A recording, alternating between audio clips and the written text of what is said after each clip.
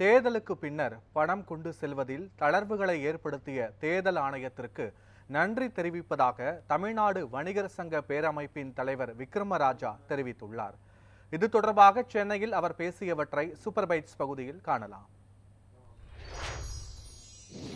தமிழ்நாடு வணிகர் சங்க பேரமைப்பின் வருகின்ற மே 5 41வது மாநில மாநாடு மதுரையில் விடுதலை முழக்க மாநாடாக நடைபெற இருக்கிறது.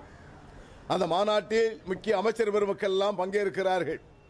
நாடு முழுவதும் இருந்து அனைத்து மாநிலத்தினுடைய வணிகர் சங்க பிரதிநிதிகள் பங்கேற்கிறார்கள். மாநாட்டில் பல்வேறு பிரகடன தீர்மானத்தை எடுத்திருக்கிறோம். இந்த தீர்மானம் என்பது வரலாற்றிலே சாமானிய வணிகர்களை பாதுகாப்பதற்கும் அச்சுறுத்தலிருந்து விடுவிப்பதற்கும் கார்ப்பரேட் கம்பெனி ஆன்லைன் வர்த்தகத்திலிருந்து வணிகர்களை காப்பாற்றக்கூடிய சூழலாக உருவாக்கக்கூடிய மாநாடு தான் இந்த 41வது மாநில மாநாடு.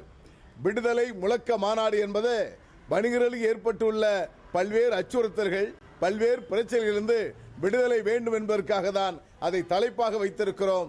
விடுதலை முழக்க மாநாடு. அதை முன்னிட்டு இன்று பிரச்சார பேரங்கியாக பிரச்சார வாகனத்தை இங்கு தொடங்கி இருக்கிறோம்.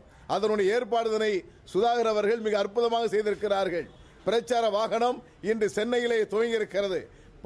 பல்வேறு மாவட்டங்களிலே இதுபோன்ற பிரச்சார வாகனங்கள் புறப்பட்டு மாநாட்டுக்கு திரளாக வர வேண்டும், குடும்பத்தோடு வர வேண்டும், லட்சக்கணக்கான வணிகர்கள் மதுரையிலே பங்கேற்க வேண்டும் என்ற அடிப்படையோடு இந்த பிரச்சார வாகனத்தை இன்று சென்னையிலே தமிழ்நாடு வணிகர் சங்கவுடைய பேரமைப்பினுடைய தலைமை அலுவலகத்தின் முன்பு இருந்து தொடங்கி வைத்திருக்கிறோம் என்ற மகிழ்ச்சியான செய்தியை பகிர்ந்து கொள்கிறேன்.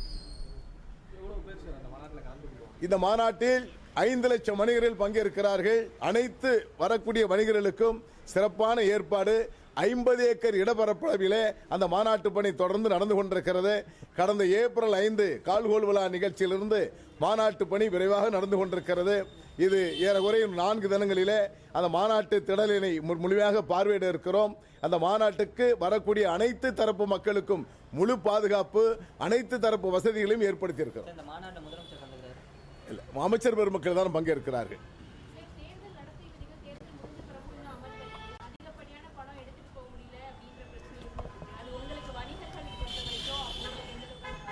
இல்லை, தேர்தல் ஆணையம் நாங்கள் கேட்டுக்கொண்டபடி 19 தேர்தல் முடிந்த நிறைவு பெற்றவுடன் தமிழகத்திலே தளர்வுகளை ஏற்படுத்தியிருக்கிறார்கள். அதற்கு தமிழ்நாடு வணிகர் சங்க பேரவை எங்கள் வரவேற்பை தெரிவித்துக் கொள்கிறது. குறிப்பாக மாநில எல்லையில் மட்டும்தான் சோதனை சாவடி அமைத்து சோதிக்க வேண்டுமே தவிர இங்கு மற்ற இடங்களிலே சோதிக்க கூடாது என்று வலியுறுத்தி இருக்கிறோம். அதையும் அவர் ஆவணம் ஏற்று பத்திரிகையாளர் ஊடகம் மூலமாகவே தெரிவித்திருக்கிறார்கள்.